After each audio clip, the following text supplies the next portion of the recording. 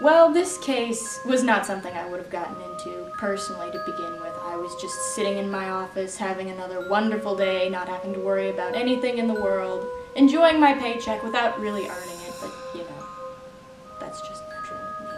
And my superior says, okay, you need to go to this tiny little town in the middle of nowhere and investigate this incident that happened. I'm not really all that happy about it, but I go anyway. And this town is horrible, I'm telling you. I get there, there's not even a Walmart. There's all these little cookie cutter houses everywhere with these cute little window boxes and the kind of neighbors that stick their head out the door and just chirp at you, hello, good morning, we love you, have a muffin, stay for breakfast, dinner, your life. That's literally it. And the next thing I know, I hear all these neighbors talking about the incident that I've come to report on. And quite honestly, I think it's a part of a bigger deal. These people may be very dumb and a little too nice for their own good, but they may be onto something here. That's what I think.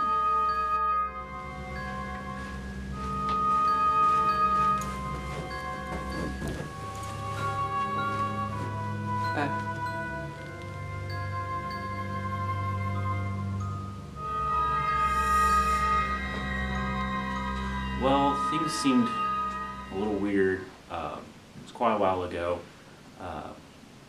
I noticed he would bring these really nice gifts home to his children, you know, toys, sometimes bikes,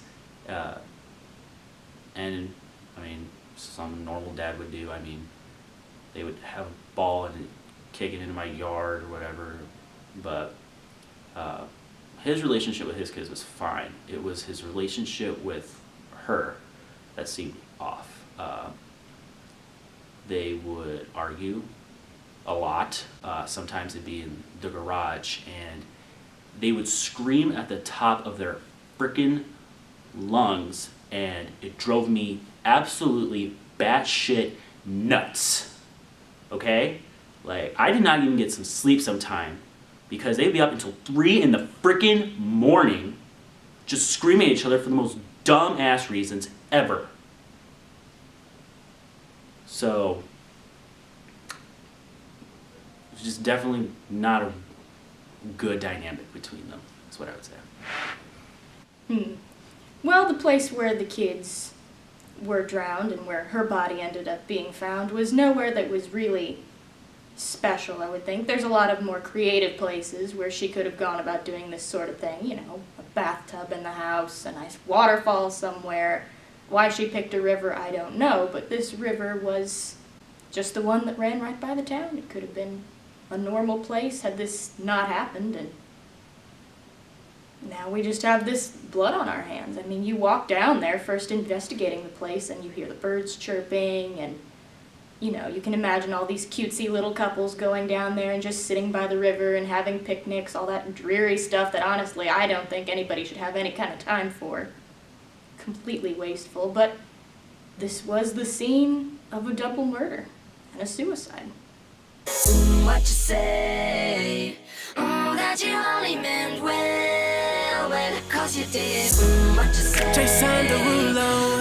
That it's all for the best, 'cause it is. I was so wrong for so long, only trying to please myself. Girl, I was caught up in her lust when I don't really want no one. Rumors of a ghost? Do you mean that I think she's still here among the living, or, you know, trailing ectoplasm everywhere she goes? No. That's bullcrap. We all know that's bullcrap. Honestly, me and my agency are much smarter and much more rational than that to believe in a ghost. No. Personally, I think the aliens did it. I think they come down here and they use very, very advanced hologram technology. But do I believe there's a ghost? No. There's no evidence to support